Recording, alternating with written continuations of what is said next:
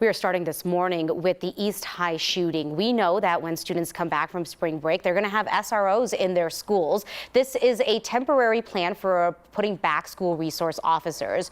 And today, all DPS students have the day off for a mental health day. Many of them and their teachers are planning to go to the Capitol today to call for stricter gun laws.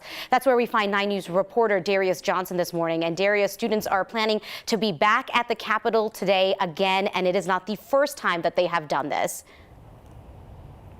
Hey there, Anusha. Good morning to you. Absolutely no, it is not. This is actually the third time these students have been to the Capitol so far this month. Just really think about that and let that sit with you. These students should be in the classroom, not coming here to raise their voices for tighter and stricter gun laws across the state. However, they say it's something they don't want to do, but it's something that they have to do. And hundreds will descend upon the Capitol today to make these legislators hear their voices. Take a look. This is video from yesterday when students sat in at the Capitol asking for tougher gun control measures on the state level. These are the same students who walked from East High School to the Capitol earlier this month on March 3rd after Luis Garcia was shot and killed outside the school. So far this school year, the students at East High School have had 4 lockdowns, a shooting at Carla Madison Rec Center, the swatting scare last month, the shooting that ultimately killed Luis last month, and now the shooting just this past Wednesday. The teachers union says anyone is welcome to join them today at the Capitol. If you are feeling like you need some action, come and have some action. Come to the Capitol and let's talk to people. Let's lobby. Let's talk to the legislature about these gun bills, right? Let's talk to the legislature about funding. Let's tell them what our students need, and let's make sure that they hear those voices of educators.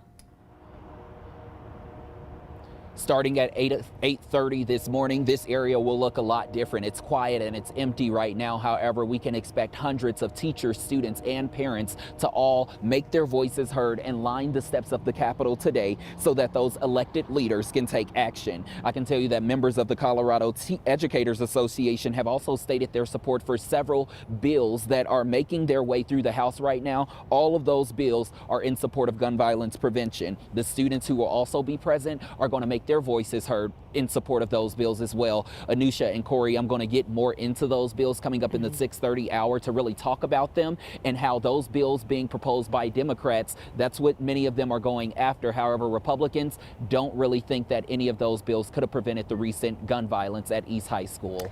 You know, over the last couple of days, a lot of us have been, yourself included, Darius, talking to students, and you know, the thing that has been standing out to us is just how insightful and mature they are, and that how quickly they mobilize. I mean, I think it was within an hour that I started hearing from students saying we need to be heard about this, and once again saying we're going to take action. Not only this situation, but when you think back to when Luis Garcia's parents pulled the plug, that was on March 1st. That was on a Wednesday. That Friday, those students were here at the Capitol just 2 days later. So you think about that. You think about the fact that right now they were out of school for the rest of the week. Instead of them being at home or starting their spring break early with their families, they're here. And those teachers are here standing in solidarity as well, when many of them wanted today to be a mental health day for them after the tragedy that they've experienced. Well, yeah, Darius, it just shows you know, teachers are burnt out. Students usually, when spring break happens, they go on vacation, they travel, whatever, and that is not what they're using this day for. No, they're using this day to educate others. They're using this day to make sure that people can hear what's on their hearts, what's on their minds, and making sure all of these people understand, hey, you don't want to be that parent that has a child in the classroom that has to run out of the school because of a shooting. You don't want to be that parent that has to respond that day. So think about everyone that had to respond on Wednesday. What a huge responsibility put on our students. Thank you, Darius.